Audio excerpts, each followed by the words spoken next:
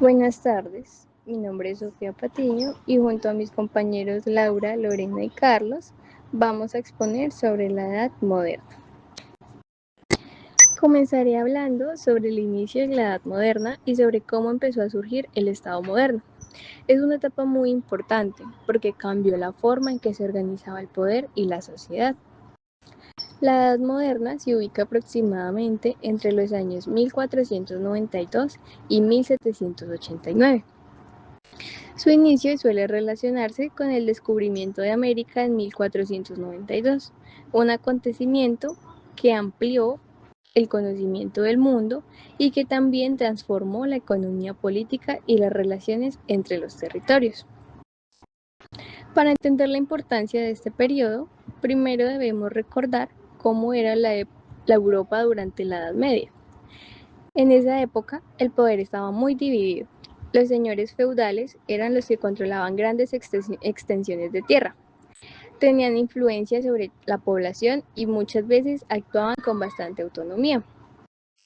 Aunque existían reyes, estos no siempre tenían el control total de sus territorios. Y con la llegada de la Edad Moderna, esta situación cambió. Los monarcas comenzaron a fortalecer su autoridad y a concentrar cada vez más poder.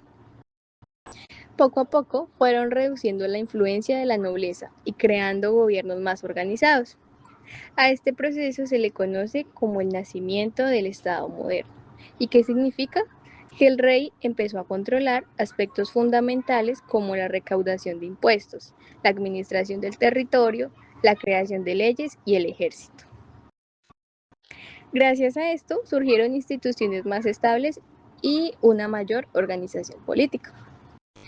Otro aspecto muy importante de esta época fue la influencia del cristianismo. La religión tenía una presencia constante en la vida de las personas y también influía en las decisiones políticas. Ahora bien, cuando hablamos del poder en la era moderna, vemos cómo los reyes buscaron consolidar su autoridad mediante las llamadas monarquías autoritarias. En este sistema, el poder se concentraba principalmente en la figura del monarca. Los reyes intentaban gobernar sin depender de los nobles y tomaban decisiones que afectaban directamente a todo el reino. Esto permitió una mayor unidad política y un mejor control del territorio. Un ejemplo muy importante fue España bajo el reinado de Carlos I y posteriormente Felipe II, ya que España alcanzó una enorme influencia internacional y durante este periodo llegó a controlar territorios en Europa, América e incluso algunas regiones de Asia. Por esta razón, muchos historiadores considerarán que fue el primer imperio global de la historia. Gran parte de este poder se apoyó en la riqueza que llegaba desde América. El oro y la plata provenientes de las colonias fortalecieron la economía de la corona y ayudaron a financiar ejércitos, proyectos políticos y campañas militares. Además, el comercio marítimo adquirió una importancia enorme. Los barcos transportaban riquezas y mercancías entre continentes, por lo que controlar las rutas comerciales se convirtió en una prioridad. Pero esto también provocó conflictos con otras potencias europeas y aumentó los problemas relacionados con la piratería. En otras palabras, durante la Edad Moderna, el poder ya no dependía únicamente de poseer tierras, como ocurría en la Edad Media. Ahora también estaba relacionado con el comercio, la riqueza, la expansión territorial y la capacidad de los estados para administrar y controlar sus recursos. Y ya para concluir, la Edad Moderna fue una etapa de grandes transformaciones. Durante este periodo surgieron estados más fuertes y organizados. Los reyes concentraron su poder, el comercio internacional se expandió y las potencias europeas aumentaron su influencia en todo el mundo. Todos estos cambios sentaron las bases de muchos de los sistemas políticos y jurídicos que conocemos en la actualidad. Aquí vemos las tres principales causas de la crisis del antiguo régimen en el siglo XVIII. En primer lugar, vemos el absolutismo comenzó a debilitarse por las guerras. la corrupción y la crisis económica. Además de la desigualdad entre los estamentos, generó un fuerte descontento, especialmente en el tercer estado, que soportaba la mayor carga de impuestos.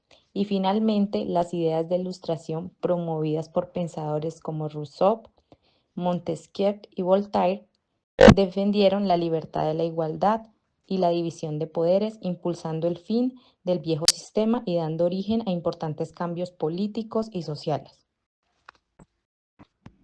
La Revolución Francesa de 1789 marcó un cambio decisivo en la historia.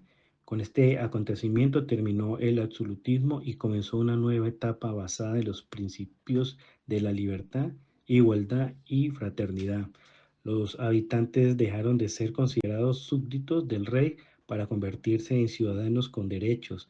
Se reconoció la soberanía del pueblo y se estableció el principio de igualdad ante la ley, poniendo fin a los privilegios de los estamentos sociales.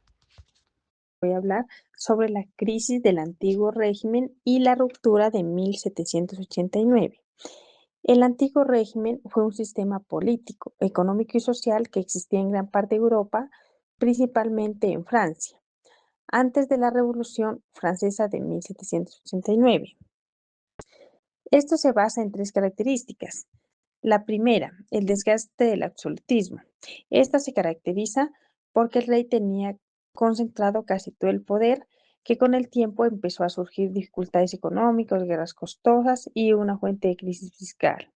Esto provocó que muchas personas se cuestionaran la forma en la que gobernaba. Segundo, la desigualdad estamental. Este fue otro aspecto importante, ya que la sociedad estaba dividida en tres grupos: el clero, la nobleza y el tercer estado.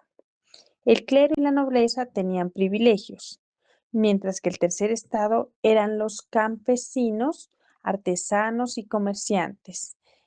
Ellos eran los que trabajaban y pagaban impuestos. Y esta situación fue la que generó un descontento entre el tercer estado.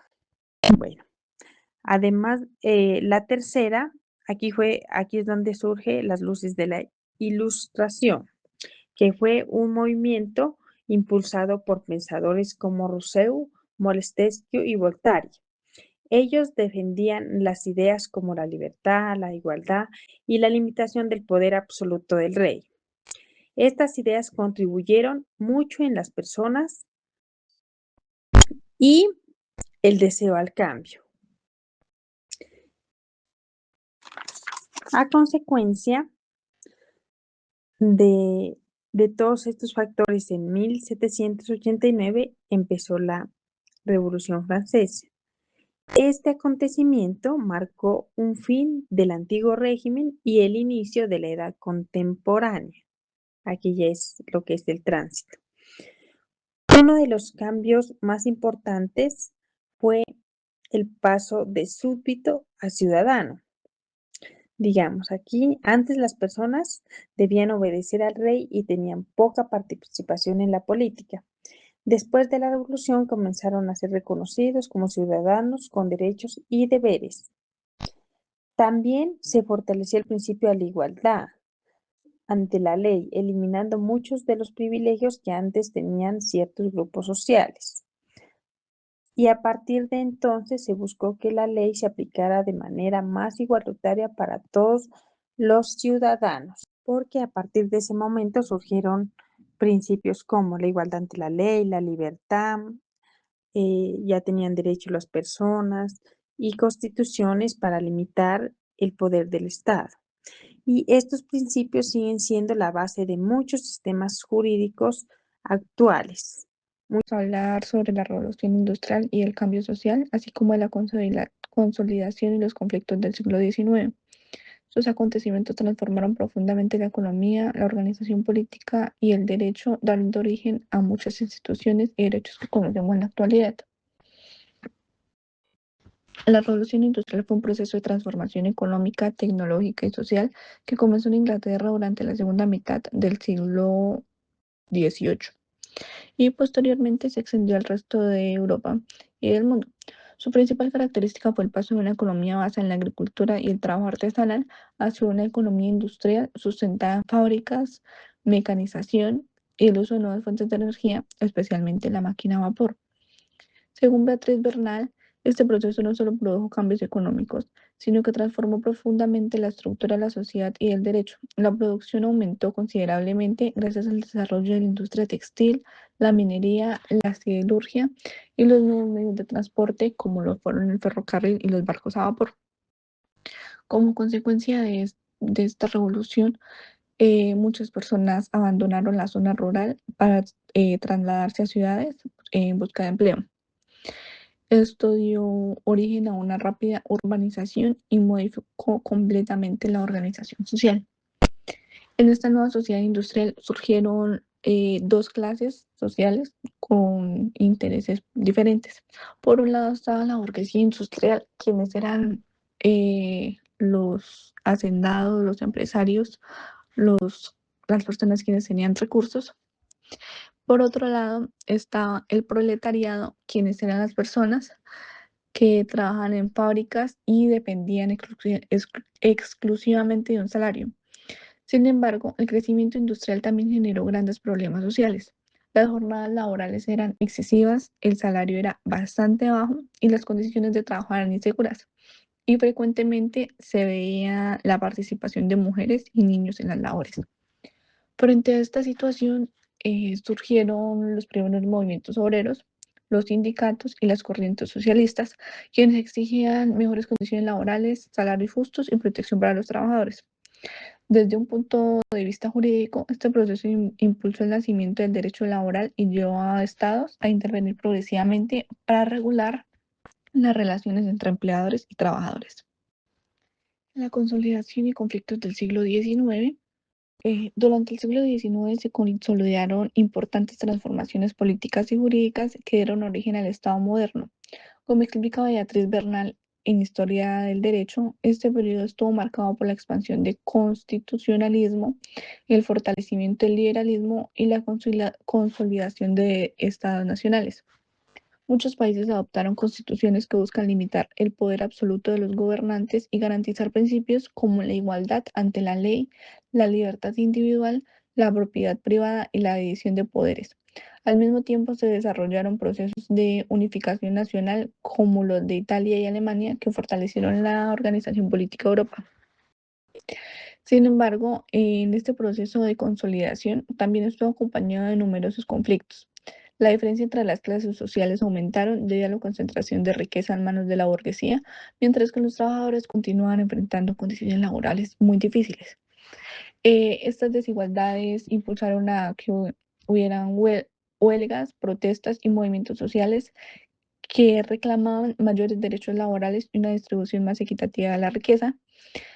Paralelamente surgieron nuevas corrientes de pensamiento como el socialismo y el marxismo, que criticaban el capitalismo industrial y proponían profundas transformaciones económicas y sociales.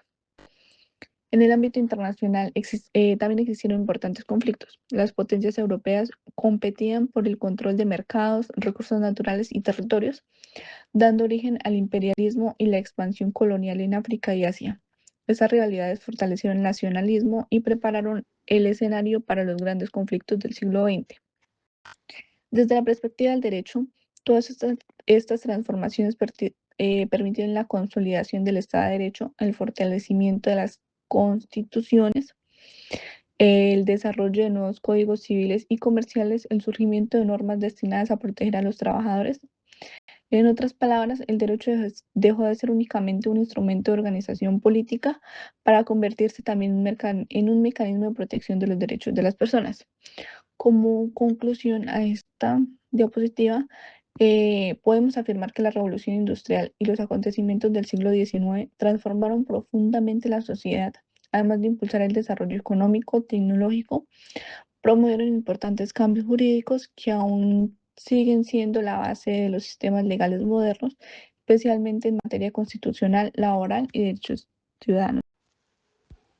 Durante el siglo XX y XXI, el derecho amplió su campo de acción para responder a fenómenos como la democracia, protección de los derechos humanos, desarrollo tecnológico, es decir, uso de herramientas tecnológicas para optimizar prácticas jurídicas, privacidad digital, lo que hoy en día conocemos como protección de datos, derecho internacional, donde ya tenemos en un orden más amplio debido a acuerdos entre las naciones que abarcan tanto derechos como deberes. Básicamente, en esta edad moderna hasta la contemporaneidad, muestra cómo el derecho evolucionó junto a los cambios políticos y sociales. Y en un recorrido rápido por todos los aportes de esta edad, con este descubrimiento de América, vamos viendo cómo el derecho ya se va convirtiendo en un instrumento que fortalece un Estado y da un orden político y religioso. Luego aparece el debilitamiento del absolutismo, que constituía el poder al rey sin limitaciones. De hecho, el rey afirmaba que el poder venía de parte de un dios. Aquí aparecieron pensadores como Montesquieu, Rousseau, Voltaire, que defendieron la libertad, igualdad y la división de poderes, cuestionando así el poder absoluto. La Revolución Francesa también marcó un precedente, iniciando con ella la edad contemporánea. La igualdad ante el rey, la soberanía popular y los derechos del ciudadano. También vemos que durante la Revolución de Estados Unidos, Francia y Europa se impulsó el constitucionalismo, la cual nos habla que ya la autoridad de un gobierno debe estar limitada a un conjunto de leyes fundamentales. También se impulsó el estado de libertad. Este reemplaza el absolutismo y limita el gobierno mediante una constitución protegiendo libertades individuales como la propiedad privada y el libre mercado. Con la revolución industrial se transformó la economía y la sociedad. Aquí ya aparecen las nuevas clases sociales como la burguesía, el proletariado, y ya en el siglo XIX trajo consigo los estados nacionales, liberalismo, procesos de codificación de derechos, los cuales buscaban unificar leyes para brindar mayor seguridad jurídica a los ciudadanos.